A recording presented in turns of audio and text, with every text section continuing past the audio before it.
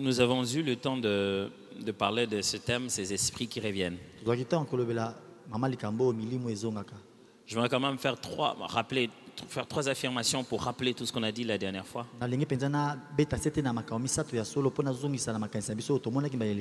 Premièrement, on a dit que la personne, quand on parle des esprits qui reviennent, c'est que la personne a réellement existé. Avec cet état d'esprit, ce caractère et cette mission.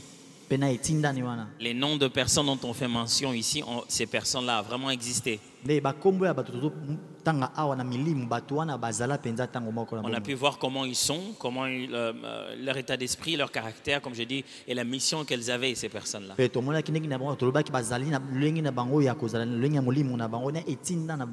Allez, donc c'est-à-dire que quand on parle par exemple d'esprit de Jézabel, ou Jéroboam ou quoi, je ne suis pas en train de parler d'un démon. Je ne suis pas en train de parler d'un esprit mauvais. Nous sommes en train de parler des personnages bibliques, des êtres humains qui ont vécu dans leur temps, mais dans leur état d'esprit, leur caractère ou la mission qu'ils ont eue, cela a été encore reprise. Ça s'est passé encore de la même manière sur une autre personne dans le temps. Une autre personne qui n'a pas le même nom, mais qu'on l'identifie avec les habitudes d'une autre personne, celle qui a commencé avant. Deuxième affirmation, c'est que la Bible se sert du nom d'une personne pour désigner d'autres personnes avec les mêmes caractéristiques.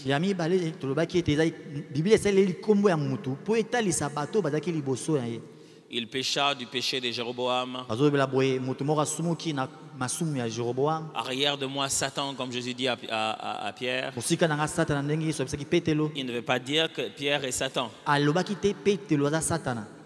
Il veut simplement dire qu'en toi, j'ai vu quelque chose qui est lié à l'état d'esprit, au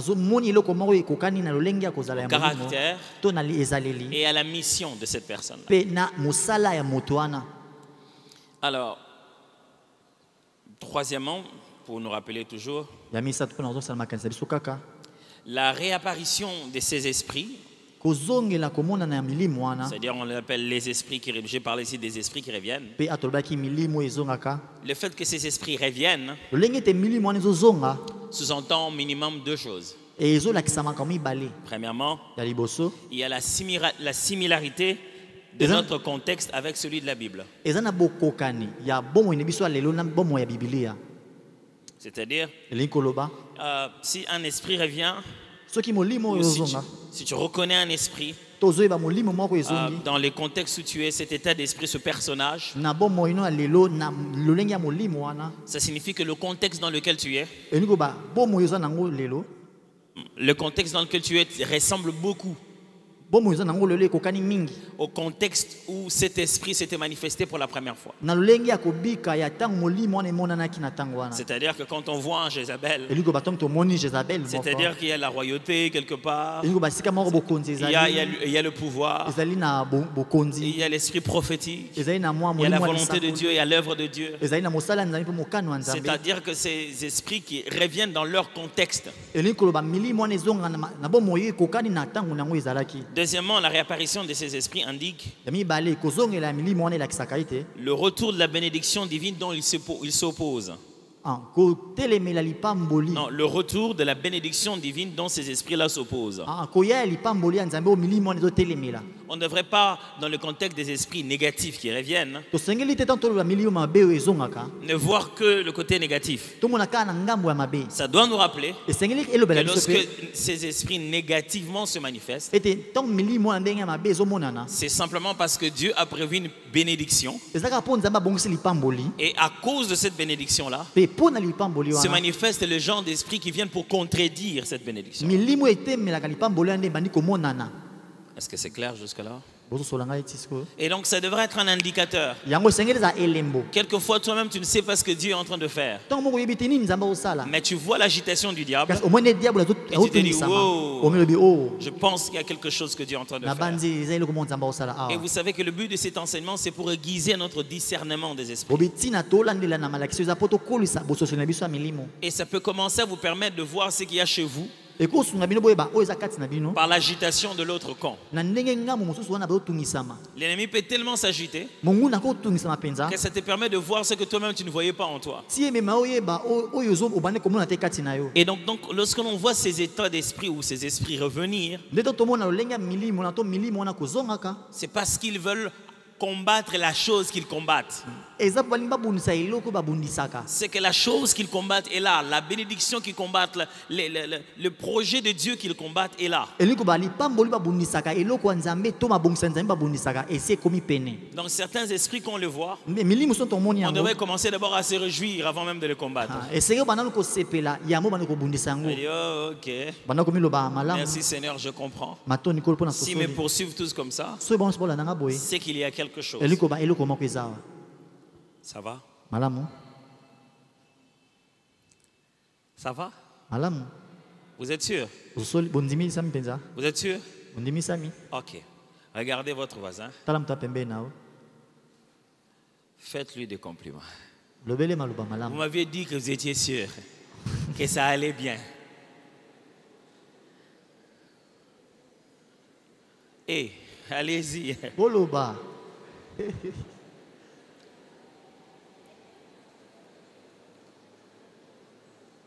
Oh, mon cher, très content de t'avoir. J'ai vu que c'est toi qui devais interpréter, je me suis senti en paix. J'aime quand c'est toi.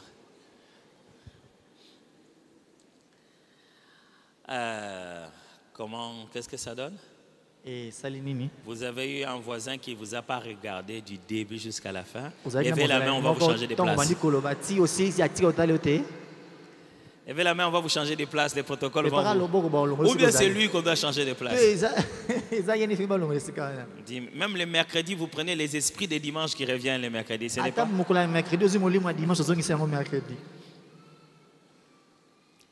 Alors, je vous ai fait une petite liste des gens d'esprit dont on allait parler. Vous vous souvenez, je vous avais promis qu'on allait parler de Satan, qu'on allait parler de Jézabel, de Jéroboam, et quoi d'autre?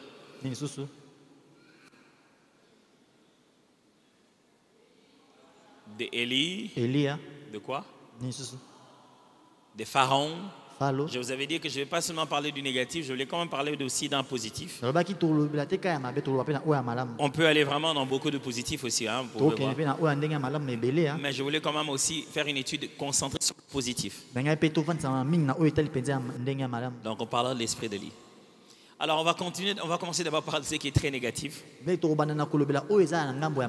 Aujourd'hui, je ne sais pas comment je dois appeler ça. Je dois juste appeler ça Satan ou je dois appeler ça l'esprit de Satan. Alors appelez ça comme vous voulez. Mais je ne suis pas en train de faire un cours de satanologie. Je ne vous étudie pas qui est Satan, c'est de suite. Je suis en train de faire avec vous l'étude où on reconnaît dans quelqu'un les indicateurs ou les caractéristiques de Satan. Pas nécessairement parce qu'il est possédé d'un esprit mauvais, non. Mais on voit opérer en lui l'état d'esprit, le caractère et la mission de Satan. Et à ce moment-ci, on ne cite pas Jézabel, on ne cite pas Jéroboam, on cite littéralement Satan.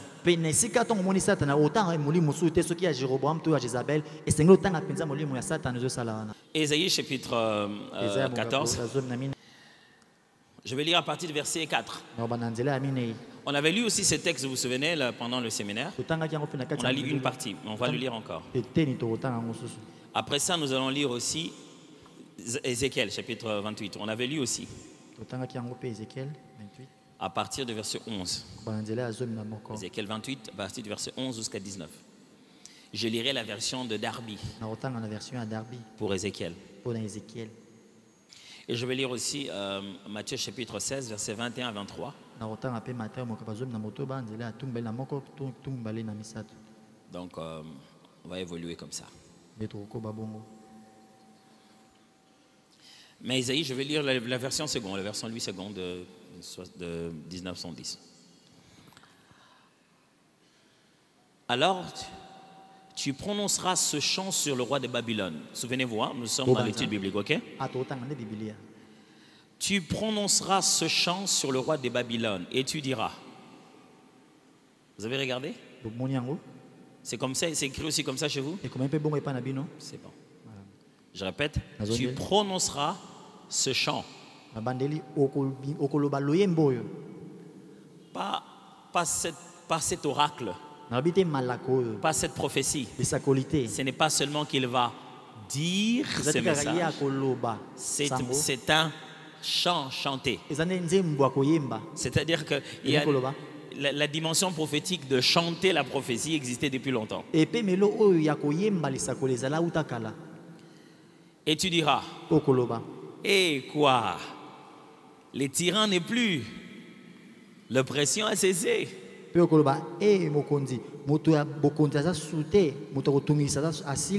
L'Éternel a brisé les bâtons des méchants, la verge des dominateurs. C'est pourquoi quand vous lisez les livres d'Ésaïe, je vous avais dit l'année passée qu'on étudiait les livres de la Bible. Ésaïe c'est un livre prophétique, mais c'est rempli de psaumes, l'écriture des psaumes. Et vous lisez ça ici, vous lisez David par exemple quand il parle des psaumes comme ça contre des rois ou quoi. Pourquoi tant de tumultes? Pourquoi tant de guerres? Pourquoi se sont-ils levés contre le roi, le loin de l'Éternel? Vous sentez que c'est la même façon d'écrire cette prophétie.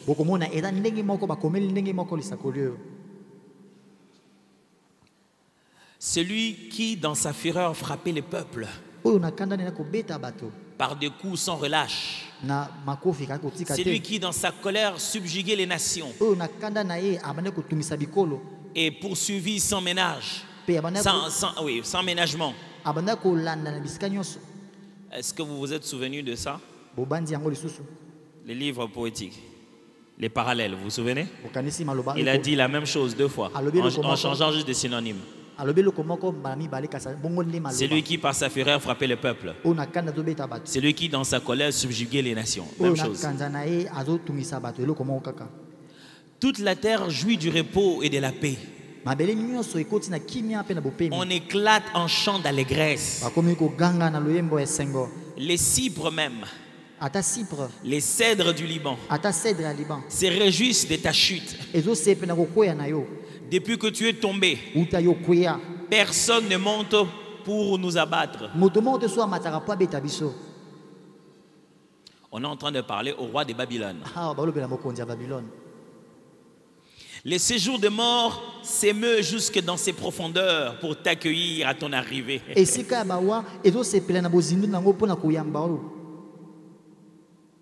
Il réveille devant toi les ombres.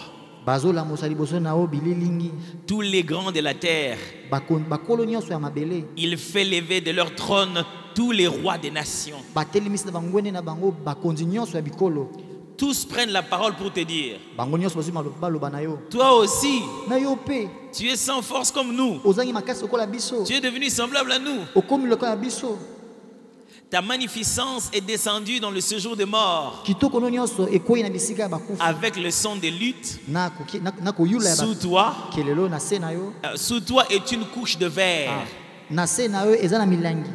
Et les vers sont ta couverture. Te voilà tombé du ciel, astre brillant, fils de l'aurore. Tu es abattu à terre, toi le vainqueur des nations. Tu disais en ton cœur, je monterai au ciel, j'élèverai mon trône au-dessus des étoiles de Dieu, je m'assirai sur le trône de l'assemblée à l'extrémité des septentrions. Je monterai sur le sommet des nues et je serai semblable au Très-Haut. Mais tu as été précipité dans le séjour de mort, dans les profondeurs de la fosse. Ceux qui te voient fixent sur toi leur regard, ils te considèrent attentivement. Est-ce là cet homme qui faisait trembler la terre, qui ébranlait les royaumes, qui réduisait le monde en désert, qui ravageait les villes et ne relâchait point ses prisonniers?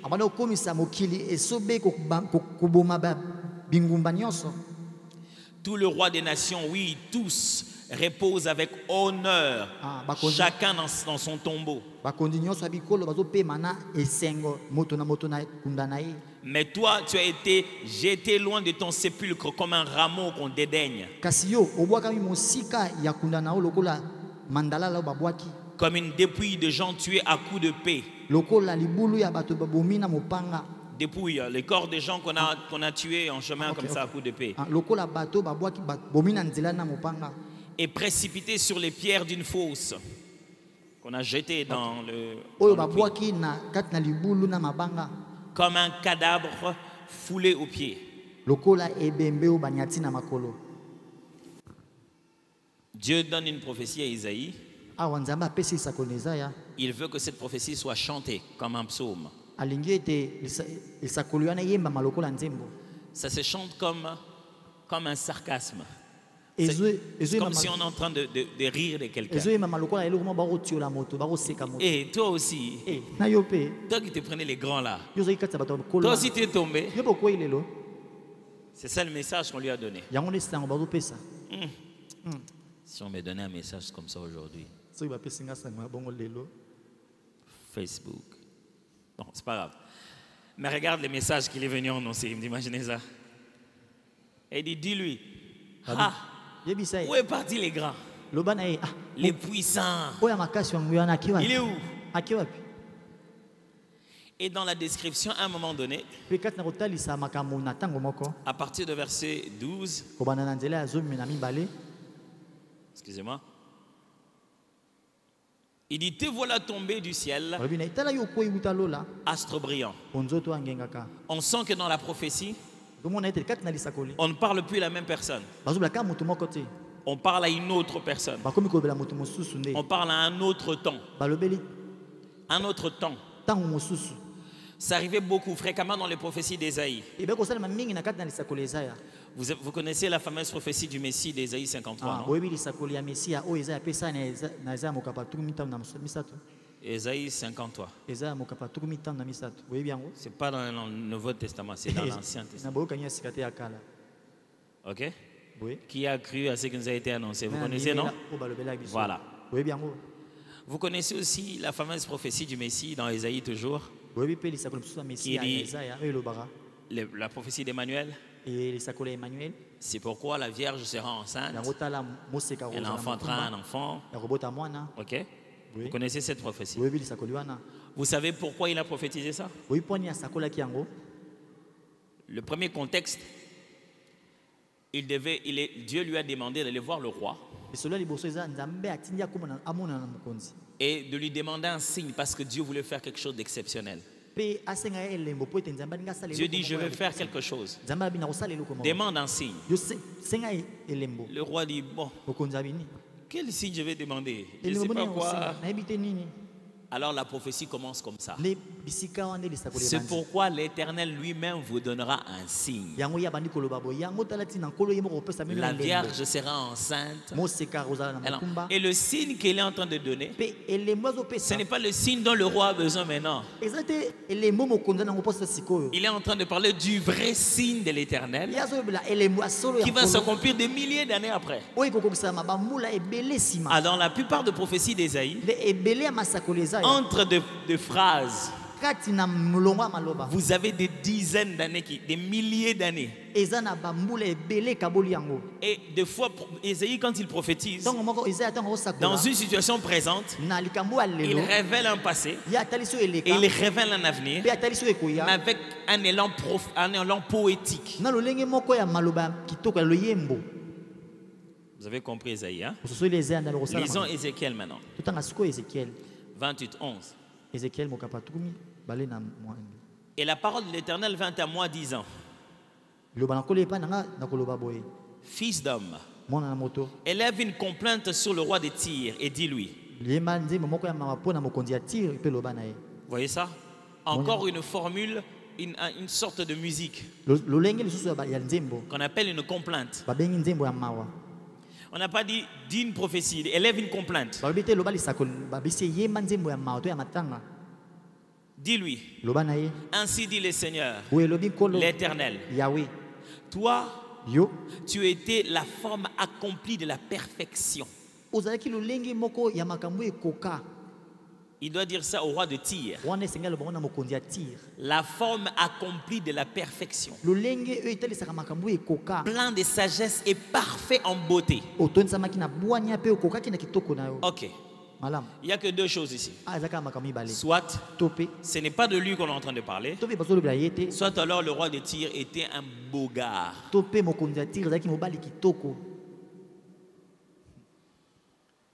Tu as été en Éden. À partir de ce moment, ça ne peut plus être lui. Le jardin de Dieu. Toutes les pierres précieuses te couvraient. Le sardiu, la topaze et les diamants. Les chrysolites, l'onyx et le jaspe. Le saphir. L'escarboucle et l'émeraude et l'or. Le riche travail de tes tambourins et de tes luttes était en toi. Non, le riche travail de ton tambourin, le travail très enrichi de ton tambourin et de ta lutte était en toi. Au jour où tu fus créé, ils étaient préparés. Par la multitude de tes iniquités, par l'injustice de ton trafic, tu as profané tes sanctuaires. Et j'ai fait sortir un feu du milieu de toi, un feu. Un feu du milieu de toi. Il t'a dévoré. Et je t'ai réduit en cendres sur la terre aux yeux de tous ceux qui te voient. Tous ceux qui te connaissent parmi les peuples sont dans la stupeur à cause de toi. Tu es devenu une terreur et tu ne seras plus à jamais. Tu étais un chérubin oint. Est-ce que ça c'est le roi de Tyr? Les rois de Tyr étaient chérubins. Tu étais un chérubin oint. Un chérubin, c'est un ordre, un ordre angélique. Ce sont des anges d'un niveau élevé. Des anges protecteurs et tout ça, qui protègent les richesses de Dieu, les choses qui concernent Dieu. Alors, le mot chérubin est déjà un pluriel en fait. Alors, parce que le mot en hébreu c'est kérubim. Kérubim veut dire plusieurs kérubs. Alors, parce que le mot n'existe pas en français, c'est pourquoi en français on appelle ça chérubin. Mais le mot chérubin en lui-même est déjà un pluriel. Un pluriel des kérubs. Comme séraphin ou quoi. C'est déjà un pluriel de séraph. Séraphim. Tu étais un chérubin ouin qui couvrait et je t'avais établi tel. Tu étais dans la sainte montagne de Dieu, tu marchais parmi les pierres de feu. Tu fus parfait dans tout. Tu fus parfait dans tes voies depuis le jour où tu fus créé jusqu'à jusqu'à ce que l'iniquité soit trouvée en toi. Par l'abondance de ton trafic, ton intérieur a été rempli de violence et tu as péché. Et je t'ai précipité de la montagne de Dieu comme une chose profane. Et je t'ai détruit du milieu des pierres de feu. Oh, chérubin qui couvrait. Ton cœur s'est élevé pour ta beauté. Tu as corrompu ta sagesse à cause de ta splendeur. Je t'ai jeté à terre. Je t'ai mis devant les rois afin qu'ils te voient. Vous avez vu ça? Même chose comme dans Ésaïe. On parle à quelqu'un, mais vous vous rendez compte que on parle à quelqu'un d'autre. Alors il voit ici, mais il voit quelqu'un d'autre. Et il commence à décrire cette autre personne. Matthieu 16, 21, 23. Dès lors, Jésus commença à faire connaître à ses disciples qu'il fallait qu'il allât à Jérusalem, qu'il souffrit beaucoup de la part des anciens, des principaux sacrificateurs et des scribes,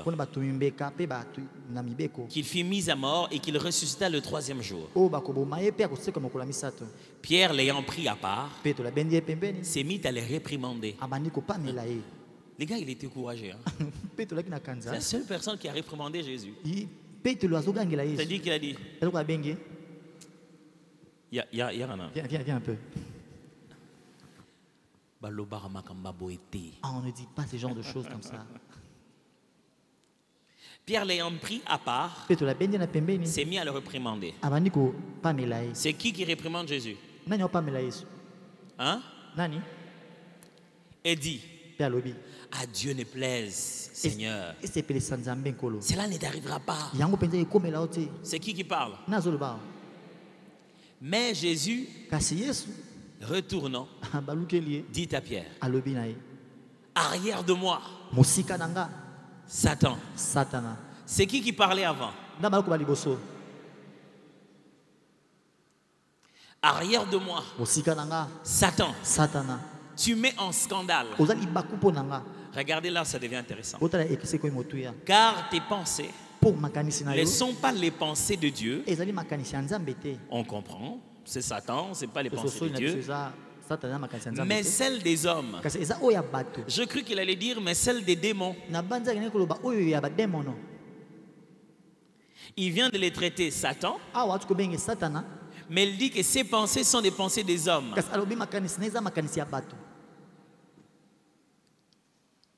Intéressant, hein? Que veut dire le mot Satan en fait? Satan, c'est juste de l'hébreu qui veut dire adversaire. C'est lui qui nous combat.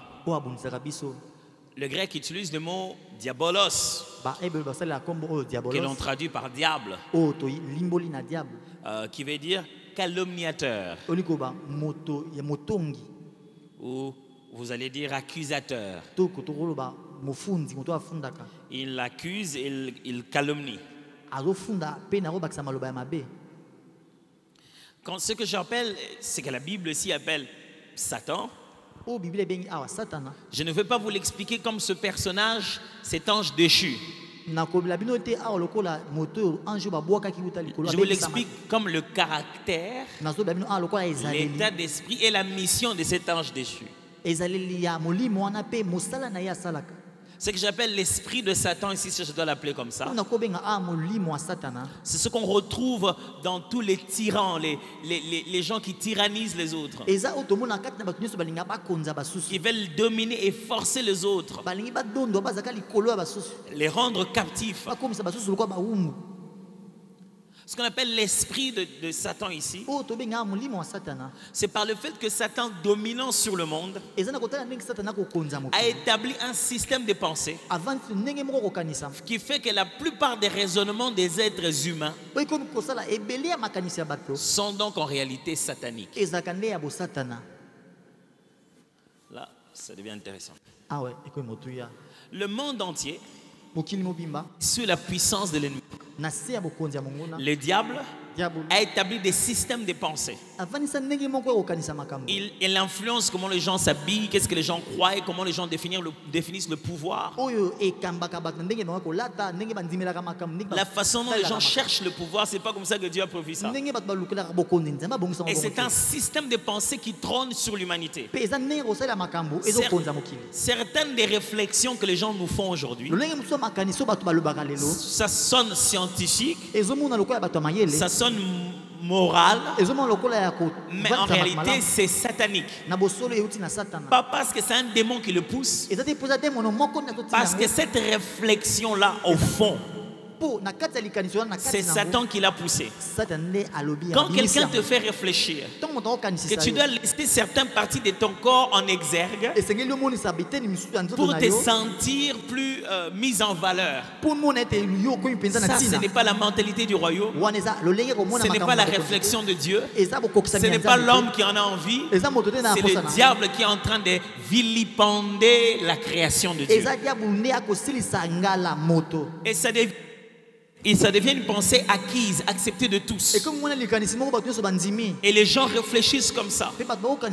Tu ne vois pas des démons derrière, mais la réflexion elle-même sort des enfers et des mondes des ténèbres. Une façon pour le diable de s'imposer dans la société.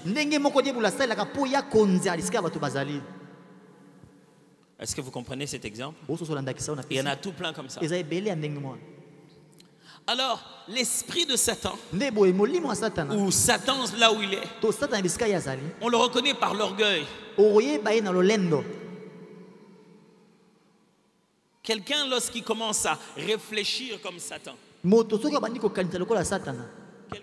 quelqu'un lorsque Satan commence à faire pression sur lui, parmi les premières caractéristiques, c'est de l'orgueil. Quand quelqu'un commence à justifier son orgueil, et son orgueil commence à faire partie de son identité, il s'en fout que vous puissiez dire qu'il est orgueilleux. La séduction. Les livres d'Apocalypse ont dit, on l'a enchaîné. Le serpent ancien, c'est lui qui séduisait. La séduction. Vous voyez quelqu'un établir des systèmes pour faire tomber quelqu'un d'autre en ayant un pouvoir sur lui de manipulation. C'est pas bien. Oh non, moi j'aime beaucoup séduire les gens. Qu'est-ce que tu gagnes?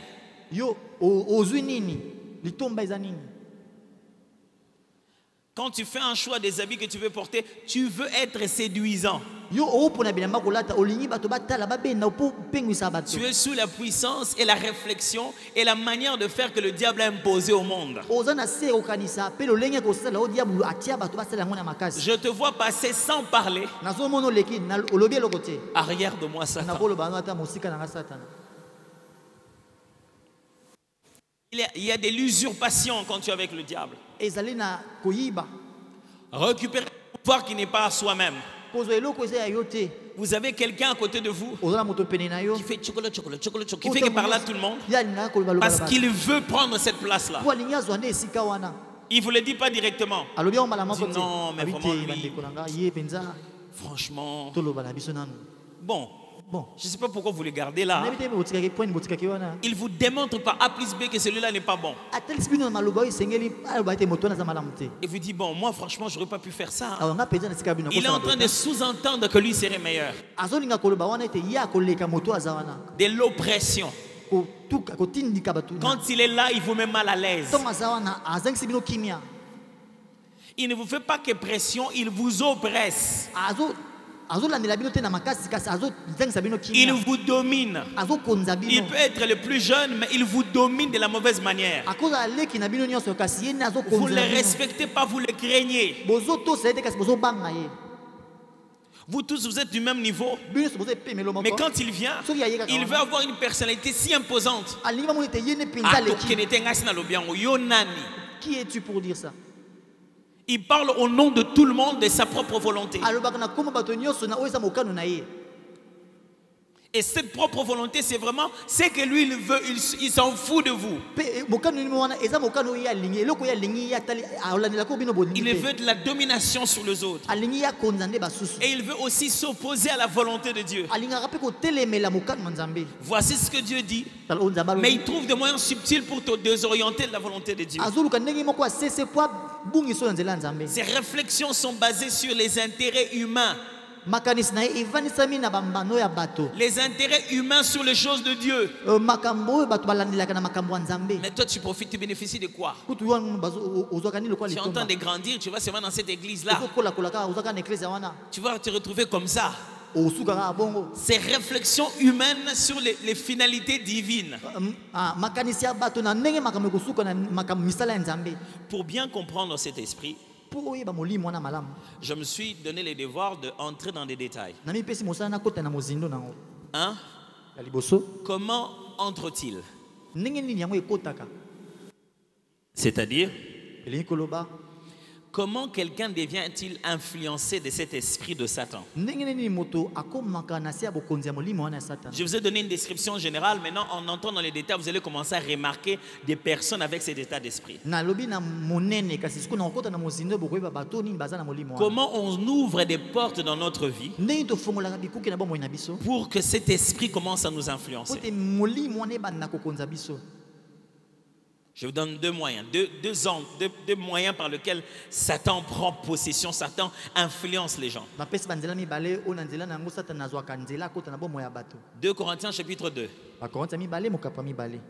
À partir du verset 5. Jusqu'au verset 11 si vous voulez. 2 Corinthiens 2. 5 à 11.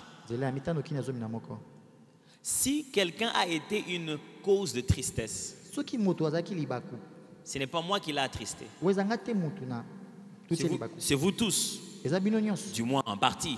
Pour ne rien exagérer. Il suffit pour cet homme du châtiment qui lui a été infligé par le plus grand nombre. En sorte que vous devez bien plutôt lui pardonner et les consoler. De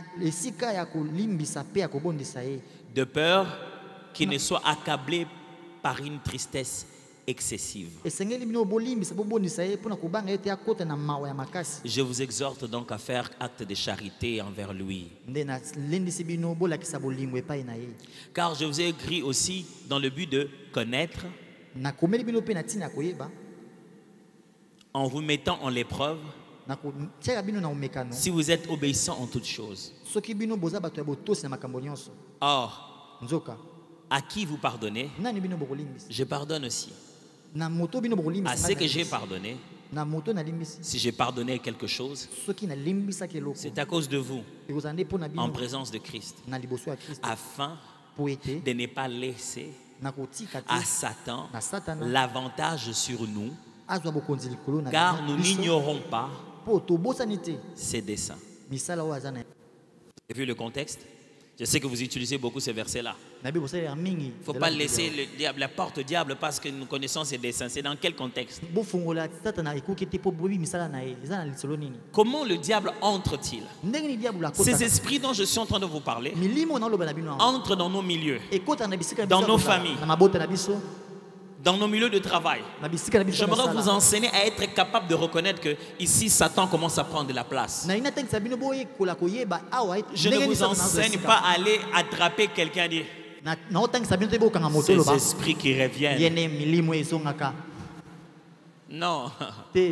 J'aimerais vous donner une capacité de discerner à dire le diable agit ici. Entre des frères remplis du Saint-Esprit. Mais le diable, Satan a trouvé une porte. Et comment il entre ici? Manque de pardon. Là où la rancune demeure, Satan a commencé à grandir. Et voilà ce que le diable fait. Dans le milieu où vous êtes, il fera tout pour que même la chose que tu penses presque avoir pardonné, une nouvelle information surgisse. Bon, j'avais seulement oublié. Mais avant que tu n'oublies, est-ce que tu sais qu'il avait dit aussi? Ça, j'avais oublié. Ça a encore provoqué les anciens plaies. Vous devez savoir que là où les enfants de Dieu sont, le diable vient vite. Et comment il entre? Quand les gens n'arrivent pas à se pardonner. Paul dit, c'est normal que l'erreur qu'il a commise, que l'erreur que cette personne a commise, vous tous vous puissiez les châtier, c'est normal. Mais vous ne pouvez pas les châtier au-delà de ça. Vous allez l'attrister encore. C'est vrai qu'il a commis une erreur. Mais vous ne pourrez jamais les pardonner. Vous savez comment Satan vient rester dans les églises? Parce que nous sommes des églises qui détiennent le pouvoir de jugement sur le péché de tout le monde. Quand on voit une fille mère, on pense qu'on a arraché une page dans son passeport céleste.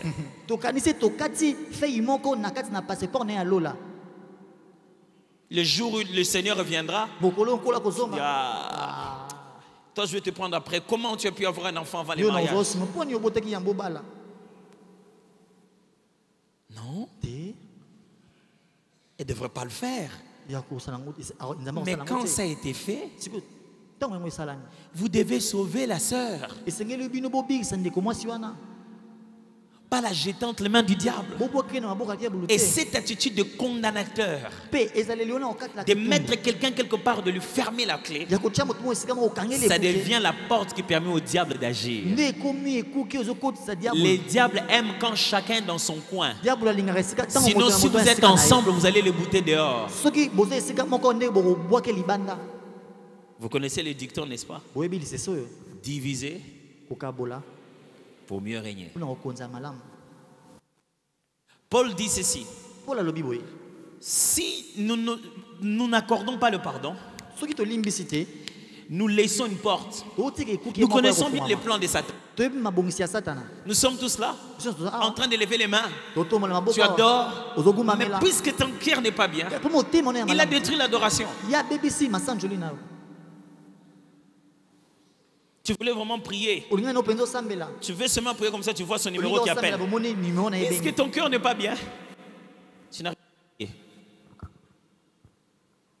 Frère, vous ne voulez pas de Satan à côté de vous? Pardonnez promptement. Avant même qu'on vienne vous demander. Restez avec vous-même. Battez-vous avec vous-même.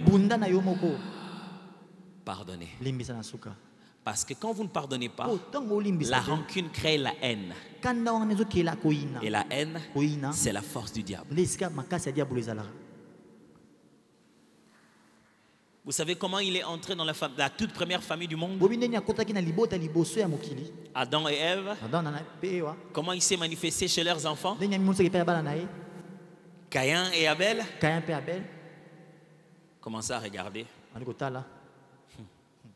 Il commence à jalouser, à garder la rancune à l'intérieur. Frère, comment Satan entre dans nos milieux? Quand les gens n'arrivent pas à pardonner. Mais c'est flagrant, si quelqu'un demande pardon, il va devoir accorder le pardon. Si dans ce milieu-là, on reconnaît que je fais quelque chose, donc je vais demander pardon. C'est facile à pardonner. Alors on peut facilement bouter Satan dehors. Alors voilà ce qu'il fait. Il fait en sorte que l'autre soit fâché pour des choses qu'il ne peut pas te dire. Est-ce que vous êtes en train de suivre? Pour des choses qu'il ne peut pas vérifier chez toi. Celui-ci vient te dire. Vraiment. Des choses qu'il a eu à dire vraiment. Du coup, tu te dis, je ne peux pas le dire au pasteur David que je suis fâché des choses qu'il a dit au pasteur Atoms, parce que je ne veux pas exposer le pasteur Atoms qui m'a bien fait de me dire ça. Celui qui t'a dit ça ne t'a pas bien fait. Celui qui colporte les livres de Proverbes dit qu'il divise les amis. Il ne fait pas l'œuvre de Dieu. Maintenant, qu'est-ce qui se passe? Tu es fâché directement contre lui sans que vous n'ayez l'occasion de vous demander pardon. Au fond, si tu lui avais dit tu es fâché, il allait te demander de lui pardonner et le diable n'allait plus avoir de place. Mais vous continuez à vous voir et vous gardez un sourire sur les lèvres, mais en réalité, à l'intérieur, il y a la rancune. Et le diable a pris la place. Wow. C'est pas que dans l'église, c'est même dans la famille. Grand frère, petit frère, un tel. Mais au fond de lui, comment il a pu dire ça? Au boulot, même chose. Là où il n'y a pas de pardon, on laisse la porte grandement ouverte au diable. Alors mes frères, vous voulez être à l'aise, préparez-vous tout le temps à pardonner quelqu'un même avant qu'il ne puisse faire quoi que ce soit. Vous mettrez les diables loin de vous. On va raconter certaines histoires mais on ne vous trouvera pas à l'intérieur.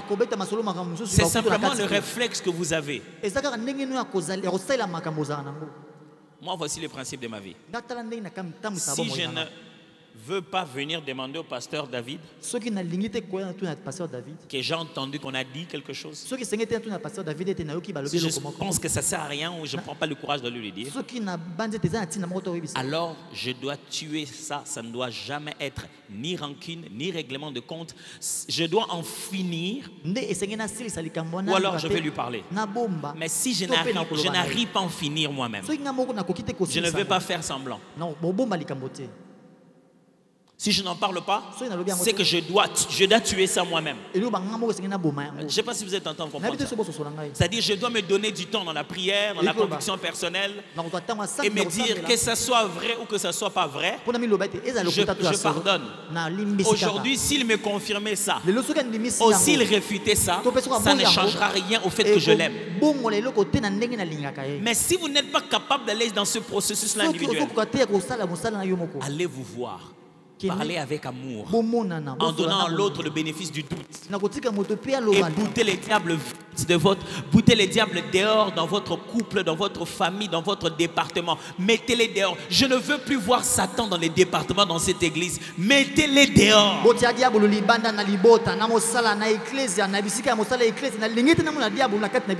Est-ce que quelqu'un m'entend? Vous voyez qu'il vous a dit à vous. Après il a dit encore à l'autre. Dans le département, c'est la même personne qui est en train de parler. Je veux que cet esprit n'ait jamais de place dans vos départements, dans vos ministères. Jamais. Quand il te dit comme ça, il dit oh que c'est vrai, on va aller les voir ensemble. Souvenez-vous que veut dire diable? Calomniateur. Quand quelqu'un est calomniateur au milieu de vous, il est diabolique. Bien, ok. Tu l'as vu toi-même? Oh non, moi je ne vais pas lui parler. Donc, ce que je facilement, si tu n'as pas trouvé de personne, tu as peur de je commence à apprendre des choses que je n'ai pas besoin. Lui, il est concerné, il va dormir en paix. Et moi, je n'ai même pas. Il viendra déranger ma nuit à cause de ça. Pourquoi il va faire ce genre de choses? Tu crois qu'il veut m'aider à monter dans la prière? Le diable sait que ces genres de choses vont peser sur ta conscience. Frère, vous voulez bouter le diable dehors dans vos relations. Toute situation qui vous rend difficile à pouvoir pardonner, c'est derrière elle que le diable veut rester.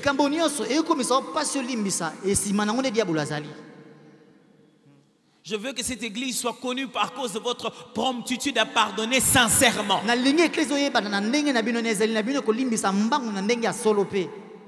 Capable de dire, non, il n'y a pas de problème, oublie ça, c'est pas grave.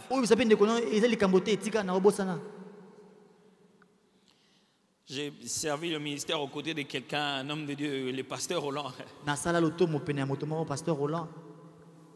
Franchement. Il y a des jours où moi je donnais à la personne une fois, deux fois, trois fois, non. Et là on est aussi là.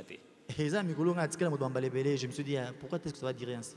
Mais lui, il donne à la même personne la 1e, la 20e, la 90e fois. Si tu trouves le pasteur Roland agir avec rigueur ou négativement sur quelqu'un, ce n'est pas la 2e. Ce n'est pas la 4e. Ce n'est pas la première année. Si tu le vois faire ça, moi j'appelle ça le jour de jugement, le jour de la colère de l'Éternel. C'est-à-dire que le temps de la faveur est fini, l'année de grâce est épuisée. Frère, la Bible dit la condition pour laquelle nous sommes pardonnés, c'est pardonner les autres. Vous savez que dans cette église, nous sommes que tous des gens qui sont venus, nous sommes tous malades. Et le Seigneur nous aide. Le Seigneur nous enseigne, nous fait grandir. Et ça, ce n'est pas parce que tous on ne dit rien qu'on n'est pas fou. D'autres personnes, tu le reconnais. Le jour où tu vas découvrir que je suis fou, n'énerve pas contre moi. Seulement commence à me rappeler que je dois prendre des médicaments. Je ne sais pas si je me fais comprendre ici. Ne laissez pas le diable vous faire croire que l'autre devait être parfait. Si vous croyez que l'autre devait être parfait, il ne pouvait pas faire ça. Est-ce que vous croyez que vous êtes parfait? Et généralement, vous savez comment nous condamnons les autres.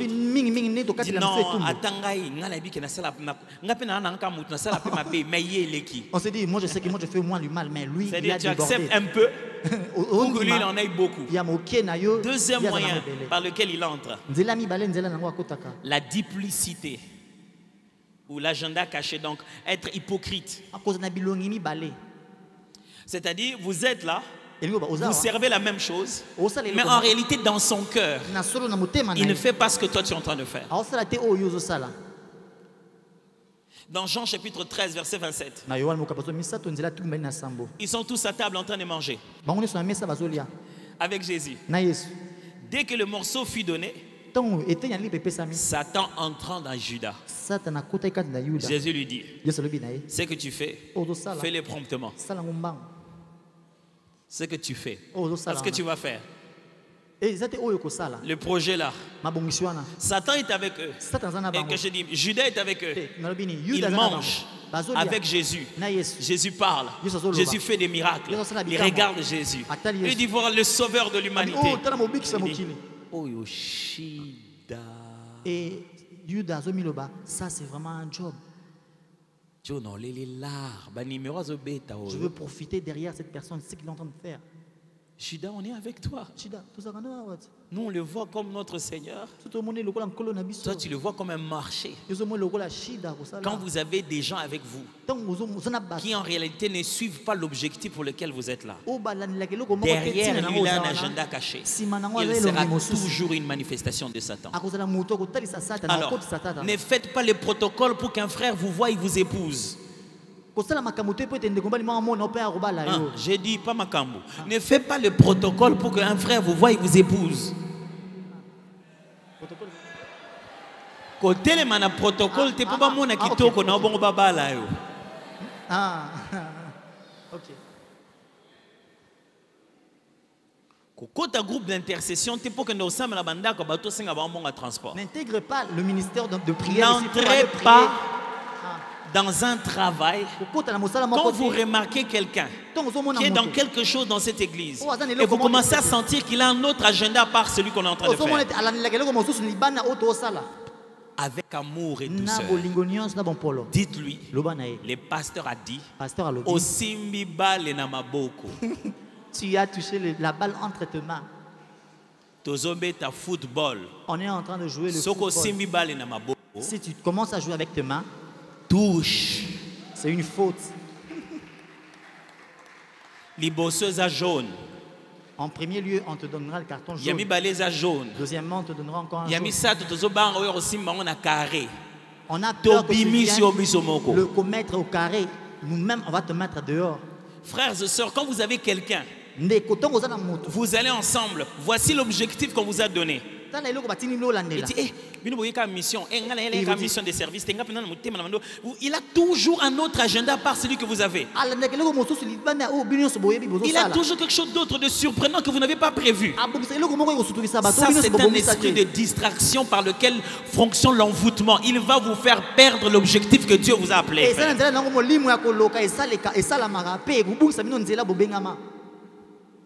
Il aura tellement des imprévus qu'en réalité il avait prévu ça. Et il avait prévu que tout ça puisse t'embrouiller toi.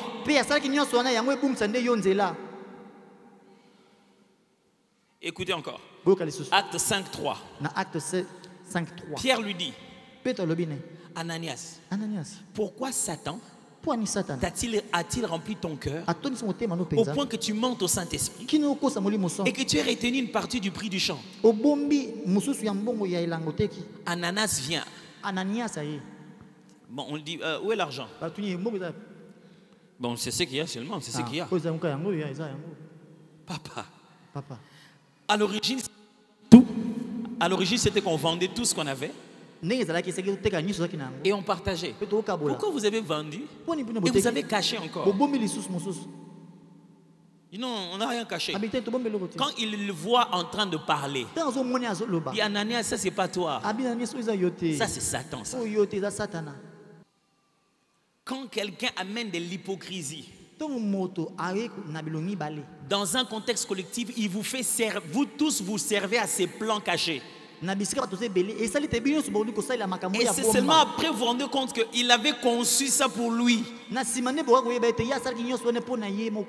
Satan est en train de fonctionner derrière ça. Une autre question c'est, qu'est-ce qui attire Satan? Quelle est la chose qu'il, dès que ça commence, il dit, ah, c'est là que je dois venir.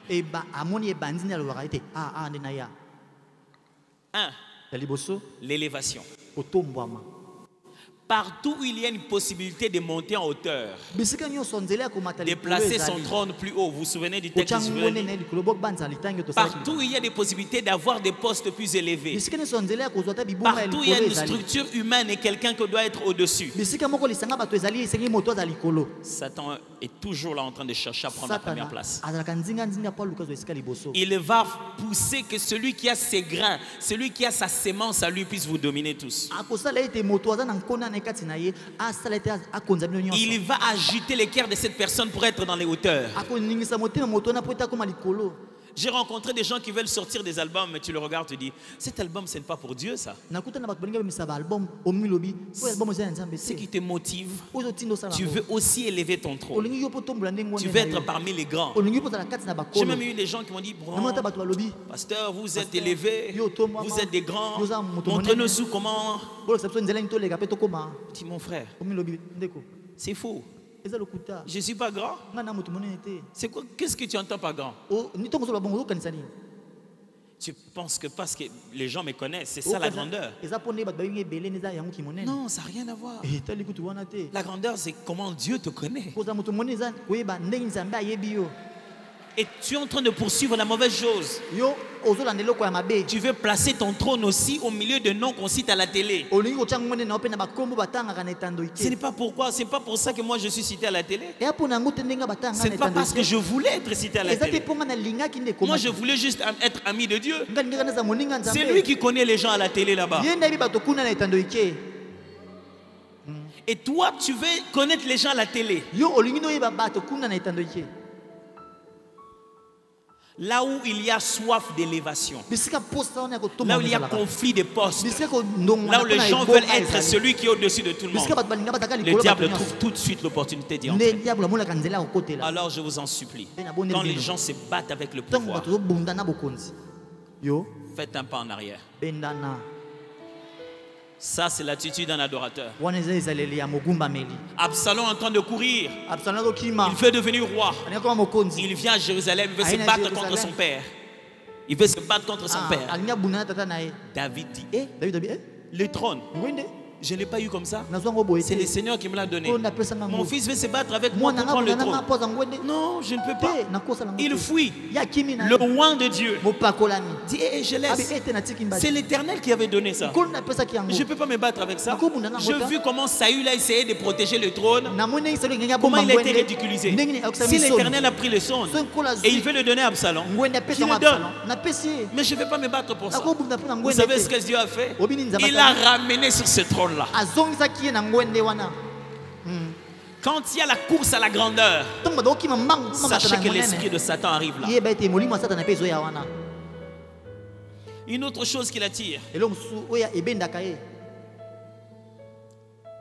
la volonté et le choix de Dieu. Quand Dieu manifeste son choix, il dit, je te choisis. Sache qu'il t'a pointé du doigt et le diable t'a vu. Quand tu commences et tu veux rester dans la volonté de Dieu, sache que le vent de Satan va venir. Tout ce que tu veux faire, est à la fiançaille, entreprise, église. Une église commence et ils veulent rester dans la volonté de Dieu. Le diable va vous renvoyer plein de gens. Pourquoi? La volonté de Dieu le défie.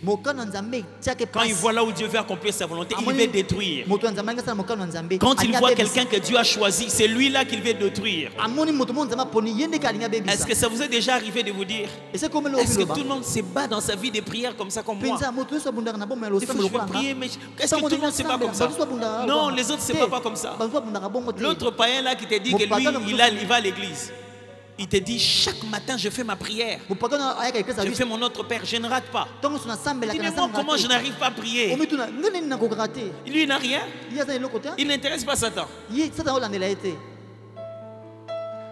Écoutez-moi, dans la chasse, quand on essaie de tuer les oiseaux, on n'attaque pas celui qui n'arrive pas à voler. On poursuit celui qui a des ailes. Celui qui est déjà parti, on ne le poursuit pas. Celui qu'on est en train de tirer, c'est parce qu'il peut voler. Tu sais pourquoi tu n'arrives pas à prier? Parce que tu peux prier. Alléluia. C'est parce que tu peux prier. Il y a tout ce combat-là autour de la prière. Celui-là, le diable ici, il n'ira nulle part. Qu'est-ce qui l'attire? L'onction. Dès que quelqu'un a reçu l'onction de Dieu, le diable va là-bas. Il veut défier Dieu. Il veut défier Dieu. Dès que vous reconnaissez quelqu'un, il y a une onction particulière sur lui. Le diable le poursuit. Quand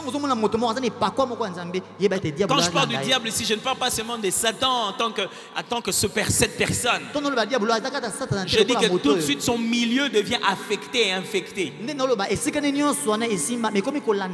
ne parlait pas de tomber avant. Parce qu'il n'était pas élevé. Il serait tombé bas. Personne n'a reçu. C'était la même personne. Bas, personne ne les cherchait. Le pasteur Roland dit toujours l'onction Rambo. Des gens qui ne pouvaient jamais te faire des propositions à quelque temps. Quand tu étais frère Kingani, il ne faisait rien. Mais ce jour-là, on voit que c'est toi qui as prié pour les malades sont guéris. Dès que Satan a vu que tu as des capacités surnaturelles, ça l'attire comme une fourmi. Il va chercher entre ton milieu. Il va te trouver un ami distrait comme pas possible.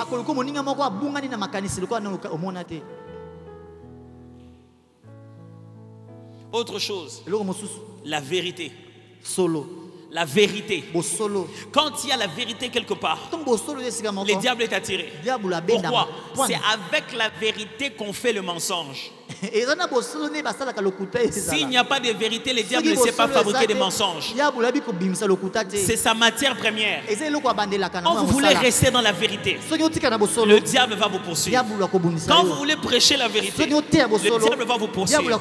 Quand vous voulez dire la vérité, un système autour de vous va se lever. Comment?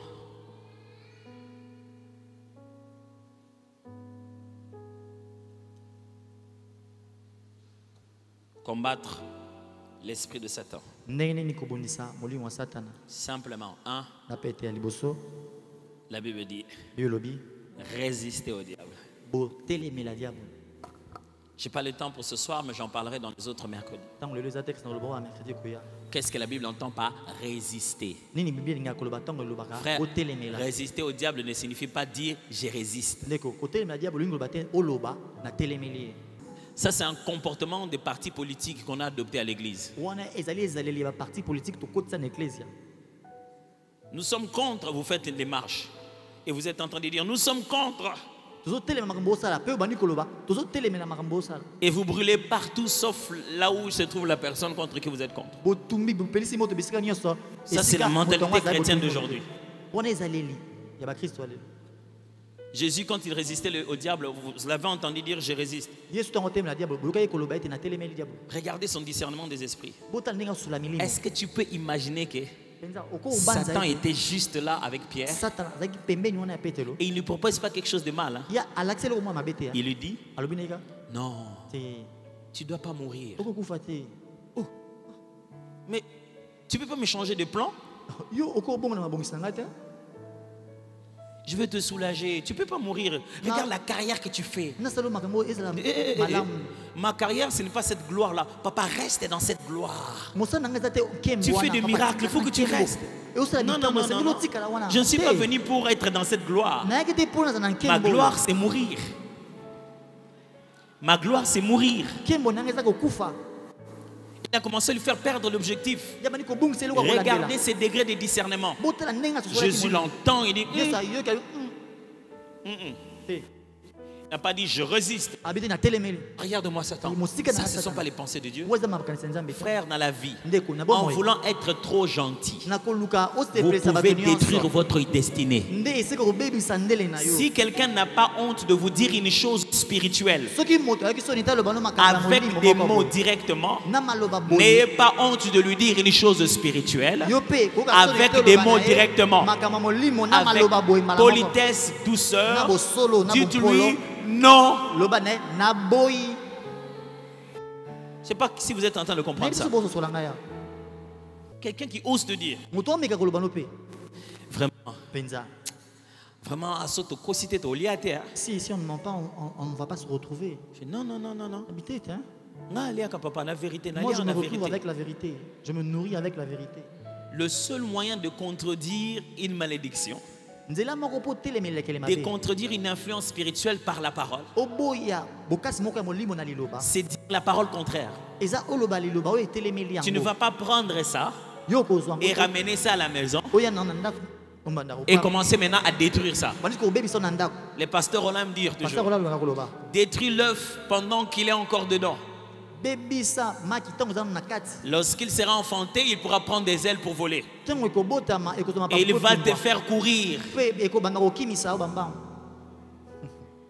Quand on te fait entrer cette idée, et tu veux ramener la maison pour détruire ça, en rentrant à la maison, ceux de la même confrérie, une autre t'attend là-bas et te dit encore la même chose. On t'accable par les mêmes choses jusqu'au point où tu commences à croire que faut qu'on embête moi le mot pondre ici. J'essaie de faire quelque chose là pour que parce que ça ne va pas tenir. Qui t'a dit ça? Si on ne fait pas ainsi, ça ne va pas tenir. Tu as accepté maintenant, c'est devenu une conviction.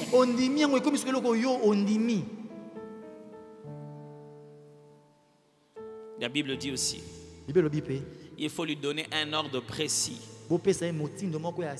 avec autorité. Arrière de moi, Satan. Comment combattre Satan aussi? Il faut pardonner et garder son cœur. Et comment combattre l'esprit de Satan autour de nous? Jeûner et prier. Mes frères, vous vous souvenez de tous ces témoignages qu'on avait des sorciers? J'ai suivi le témoignage d'un enfant qui était sorcier. On venait quand maman revenait de l'église. On se rend compte qu'il a eu beaucoup de bénédictions pour anéantir tout ce qu'il a eu. Quand il va revenir, on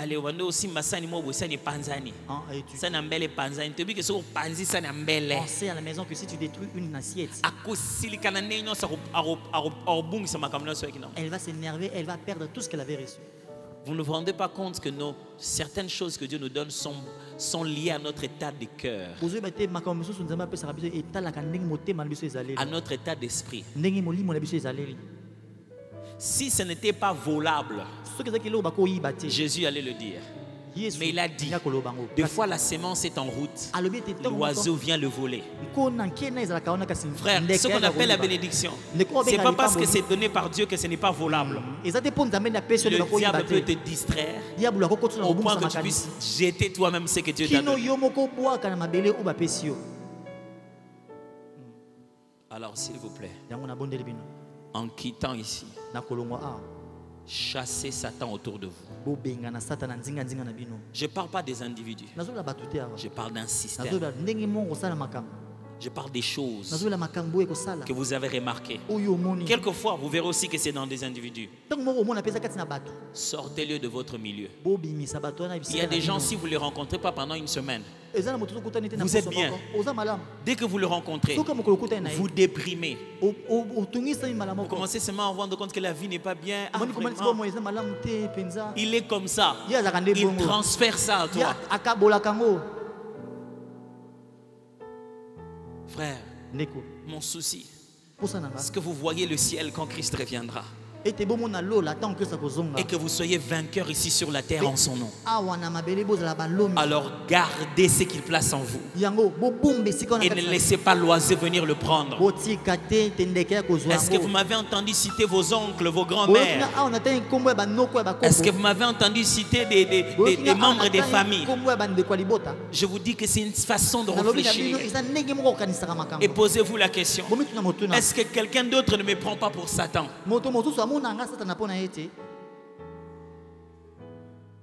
Prions ensemble.